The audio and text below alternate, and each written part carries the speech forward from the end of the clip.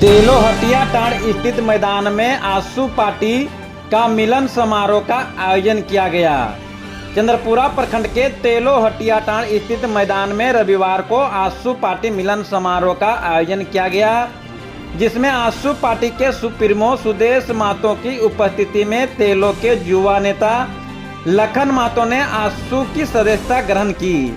आयोजित मिलन समारोह को संबोधित करते हुए आशू पार्टी के सुप्रीमो सुदेश महतो ने कहा कि तेलो की धरती से लोकसभा चुनाव का आगाज करता हूं। आशू भाजपा पार्टी मिलकर झारखंड में मोदी के नेतृत्व में 14 सीटों पर चुनाव जीतेगी। इसकी तैयारी में अभी से ही आप लोग लग जाएं। उन्होंने कहा कि प्रधानमंत्री के नेतृत्व में अब की बार 400 के पार का नारा दिया है, उसे हर हाल में पूरा करना होगा। इसके लिए कार्यकर्ताओं को मिलकर काम करना है। देश में तीसरी बार मजबूत सरकार बनाना है। प्रधानमंत्री के नेतृत्व में आज पूरा देश राष्ट्रीय स्तर भारत की चमक पड़ी है। रेल सड़क की आधारभूत संरचना में ऐतिहासिक परिवर्तन होते हुए विकास की गति में बढ़ाने का कार्य हुआ है।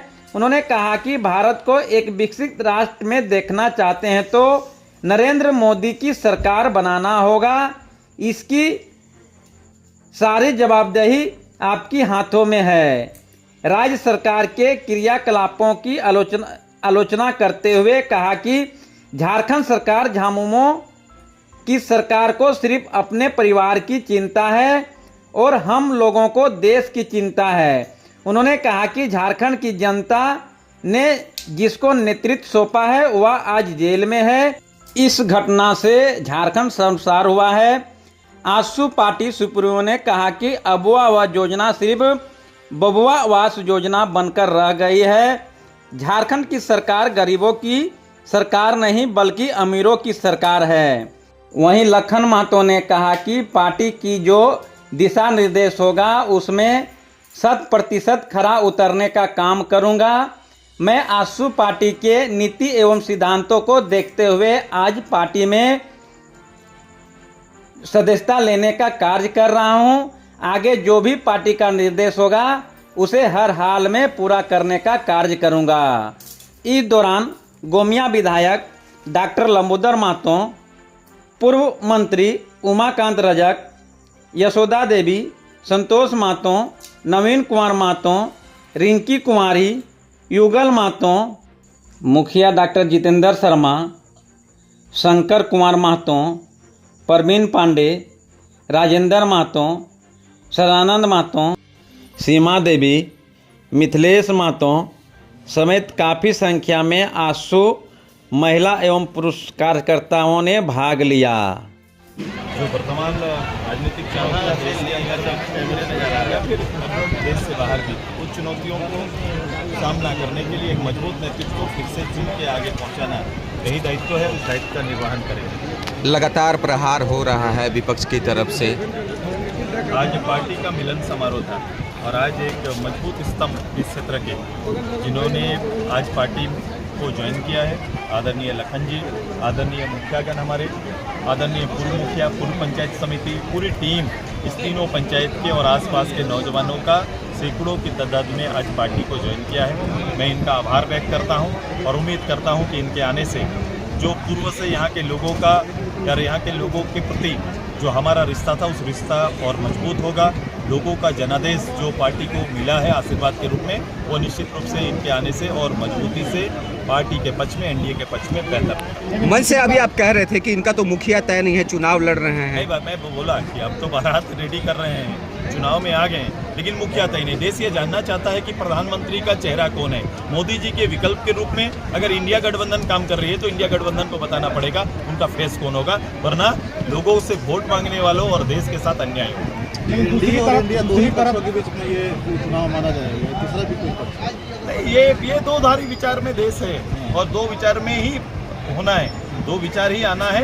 या तो आप इंडिया पक्ष में रहेंगे या फिर आपको एनडीए के पक्ष में खड़ा होना पड़ेगा। ये पूरा देश के अंदर में यही दो विचारों का लड़ाई है। या देश के हित में, देश की तरक्की से जुड़ना चाहते हैं, या देश को विकास को रोकने और बाधा पहुंचाने वाले लोगों के साथ जुड़ना चाहते हैं। एक तरफ पार्टी से लोग जुड़ रहे हैं, लेकिन दूसरी तरफ जो 5 साल से सांसद रहे हैं, क्षेत्र में कई लोगों की शिकायत है कि सांसद कभी दिखाई नहीं दिए। ऐसा नहीं है, मैंने कहा ये चुनाव की गरिमा को समझो। ये चुनाव ये नेशनलिज्म के लिए, नेशनल पॉलिटिक्स का हिस्सा है।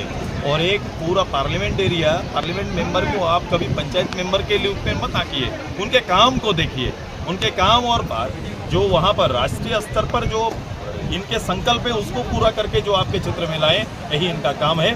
मैंने कहा सड़कों की गति, रेल की गति, इसके साथ साथ जितने भी विद्यालय, बड़े विद्यालय जो यहाँ पर आए हैं, या फिर जो संकल्प है, जो भी इंस्टीट्यूशन यहाँ खड़े हो रहे हैं, चाहे वो स्पेशल सेक्टर का हो या फिर जो आप सोचो भारत सरकार के इस जो माइनिंग एरिया के अंदर में जो काम हो रहे थे, माइनिंग जब से हो रहा है, लंबे समय से इस क्षेत्र के लोगों को उनका मुआवजा, उनका नियोजन, ये सारे विषयों को लेकर एक बड़ा एक रोष रहता था।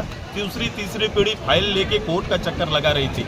आज कम से कम इनके नेतृत्व में भारत सरकार के बने वो जो कोल बेल्ट में और कोल बेरिंग एक्ट का जो था उसका ही एक प्रारूप को नीचे उतारने का काम किए हैं चंद्र प्रकाश चौधरी जी ने। मैं तो इनको धन्यवाद देता हूं कि लोग पार्लियामेंट में जाते हैं, पार्लियामेंट में अपनी शोभा बढ़ाते हैं, लेकिन आपने ऐसे कानून को यहाँ उतारकर पूरे कोयलांचल के लिए एक बड़ा काम किया है। मैं आज इस मेले के पावन धरती पे आजसू पार्टी के सुप्रीमो माननीय सुदेश जी का हार्दिक अभिनंदन करते हुए और यहाँ बैठे तमाम आजसू पार्टी के पदाधिकारी एवं उनके केंद्रीय पदाधिकारीगण, पूर्व मंत्रीगण, हमारे विधायकगण और जो भी हमारे केंद्रीय समिति से आए हुए सदस्यगण हैं, सभी को हम हार्दिक अभिनंदन करते हैं।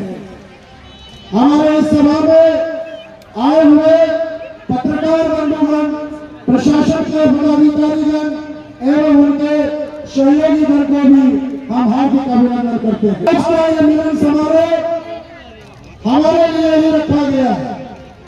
हमारे झारखंड प्रदेश के दूरगामी सोच रखने वाले, झारखंड प्रदेश के विकास की एक दूरगामी लक्ष्य के साथ आगे बढ़ने वाले हमारे केंद्रीय अध्यक्ष माननीय सुदेश कुमार जी का मार्गदर्शन और उनकी दूरदर्शिता को और उनकी हमारे पार्टी के आजसू पार्टी की सामाजिक न्याय से संबंधित उनकी सोच को देखते हुए आज आपका बेटा लखन महतो आजसू पार्टी का सदस्यता ग्रहण लेने जा रहा है। मैं तमाम आम जनताओं को, तमाम आप यहाँ बैठे हुए सभी जनताओं के आशीर्वाद लेना चाहूंगा और उनका नम्र निवेदन करना चाहूंगा। हम चाहेंगे कि आप सभी लोग हमें इसी तरह का दोनों हाथ उठा करके हमें आशीर्वाद दे, हमारे आजसू पार्टी का आशीर्वाद दे और हमारे महामहिम सुप्रीमो श्री सुदेश महतो जी को आशीर्वाद दे। अभी चुनावी का समय चल रहा है, लोकसभा चुनाव हमारे साथ अभी है और हमें लोकसभा की तैयारी इसी खुशी के साथ, इसी साहस के साथ जम करके करना है। विशेष बातें जिनको सुनने के लिए आप लोग दूर दराज से आए हुए हैं, हमारे माननीय सुदेश जी आप सबों को संबोधन करेंगे। बाकी बातें फिर हम दोबारा आपके साथ मिलेंगे। हम घर का बेटा है और अभी भी कहीं भी पहाड़ी में, जंगलों में आपके घर में आके मिलते रहेंगे, परंतु समय अधिक होने के कारण मैं अपनी बातों को ज्यादा लंबा नहीं खींचना चाहूंगा। दोबारा आप लोगों से आशीर्वाद लेते हुए मैं आप सबों से आग्रह करूंगा कि कृपया आप लोग अपना दोनों हाथ उठा करके एक बार जरूर बोलेंगे